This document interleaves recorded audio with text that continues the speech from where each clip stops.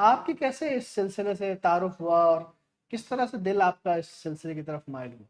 دیکھیں اصل تو بات یہ ہے کہ یہ سلسلہ چنے ہوئے لوگوں کا ہے، الحمدللہ۔ اور یہ میں انشاءاللہ میں ذکر کروں گا اس کتاب کے حوالے سے، تو اس میں بندے کا کیا عمل دخل ہے، لیکن ظاہری بات یہ ہے کہ تقریباً 2004 میں یا 3 میں میرا شام میں جانا ہوا، اور شام میں میری ملاقات ایک عظیم شیخ عبدالحادی خرسہ دامت ظل العالی، جو کہ اس زمانے میں بھی علم کے ایک عظیم پہاڑ ہیں، جو کہ پوری دنیا میں اپنی علمی اور روحانی حیثیت سے تسلیم کیے جاتے ہیں۔ علماء کے بڑے بڑے معاملات ہو جائیں، علمی اعتبار سے روحانی اعتبار سے ان کا فیصلہ کرواتے ہیں، پوری دنیا میں ان کو علم تصوف پر گفتگو کرنے کے لیے ان کو مدعو کیا جاتا ہے، جن کے 4 جانب سے علم بہتا ہے۔ جو جامعہ ازہر سے وہ 2 تخصص انہوں نے کیے ہیں، تخصص فی العقائد اور تخصص فی التربیت۔ ایسے عظیم اللہ کے ولی ہیں کہ جن کو دیکھ کر خدا یاد آتا ہے، جن کی گفتگو سے اندازہ کیا جا سکتا ہے کتنے درجنوں کتابوں کے وہ مصنف ہیں۔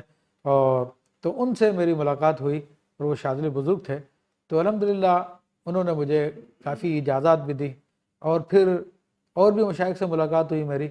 پھر 2004 میں مکہ معظمہ میں، یا 2005 کی بات ہے، مکہ معظمہ میں انہوں نے مجھے سلسلہ عالیہ شاذلیہ کی خلافت بھی دی۔ ماشاءاللہ۔ تو الحمدللہ مکہ معظمہ میں بالکل حرم شریف کے قریب ایک جگہ تھی، اب تو وہ ساری کی ساری جو ہے وہ زمزم ٹاور بن چکا ہے، تو وہاں پہ ایک روابی طیبہ ایک ہوٹل تھا، تو اس میں حضرت تشریف لائے تھے، تو انہوں نے وہاں پر الحمدللہ سلسلہ عالیہ شاذلیہ کی اجازت و خلافت دی۔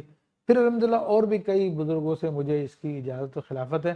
یوں سمجھ لیجئے کہ سلسلہ عالیہ قادریہ شاذلیہ یا سلسلہ شاذلیہ، اس کی 40 سے زیادہ شاخیں ہیں، اللہ۔ اور ان 40 سے اکثر کی اجازت الحمدللہ مجھے اس کی ملی ہوئی ہے، یعنی سلسلہ شاذلیہ ناصریہ، سلسلہ شاذلیہ جزولیہ، سلسلہ شاذلیہ بوسیریہ، سلسلہ شاذلیہ زروقیہ، سلسلہ شاذلیہ دسوقیہ، سلسلہ شاذلیہ برہانیہ، سلسلہ شاذلیہ ہاشمیہ، سلسلہ شاذلیہ درقاویہ، سلسلہ شاذلیہ عجیبیہ، اور اسی طرح بیانیہ، اور اسی طرح احمدیہ، کتنے یعنی سلاسل الحمدللہ ان سب کی اجازت و خلافت مجھے الحمدللہ سلسلہ شاذلیہ کا فیض مجھے ملا ہوا اللہ تعالیٰ کے فضل و کرم سے، اور یہ اللہ تعالیٰ کا فضل ہی ہوتا ہے۔ تو بہرحال ظاہری سبب تو یہی تھا کہ اس طرح سے میری ان شیوخ سے ملاقات ہوئی، اور پھر میں ان سے بیعت بھی ہوا، اور انہوں نے مجھے خلافتیں بھی دی۔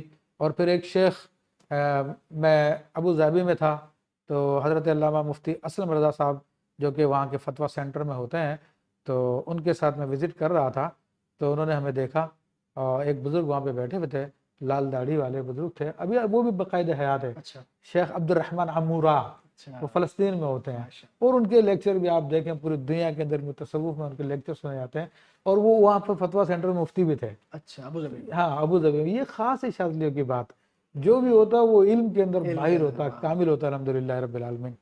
تو انہوں نے دیکھا اور انہوں نے بلایا کہ آپ تشریف رکھیں، بٹھایا، بٹھانے کے بعد ہاتھوں میں ہاتھ لیا، بیعت لی، اور بیعت کرنے کے بعد اسی وقت سلسلہ شاذلیہ کی اجازت و خلافت دے دی۔ سبحان اللہ۔ تو یہ سلسلہ ہاشمیہ کی اجازت و خلافت مجھے وہاں سے ملی۔ تو اسی طرح الحمدللہ رب العالمین، تو یہ اللہ تعالیٰ کا بڑا فضل ہے، بڑا کرم ہے۔ الحمدللہ، ماشاءاللہ، کیا بات ہے، سلسلہ شاذلیہ کی کیا بات ہے۔ اور الحمدللہ مفتی صاحب نے بہت سارے لوگوں کے نام لیے، کہ ہستیوں کے کہ جنہوں نے علم میں بڑا کام کیا، اور الحمدللہ اگر ہم دیکھیں پاکستان میں تو علم فقہ میں اور افتاء میں، اور یہ جو مفتی ہوتے ہیں عام زبان میں کہا جائے، مفتی جو باقاعدہ بنانا، ان کو سنوارنا، فتویٰ نویسی کی تعلیم دینا، تربیت دینا، یہ الحمدللہ پاکستان میں اور لوگوں نے بھی کیا، لیکن سب سے زیادہ جنہوں نے اس فیلڈ میں کام کیا وہ ہمارے قبلہ شیخ طریقت مفتی ابوبکر صدیق شاذلی ہیں۔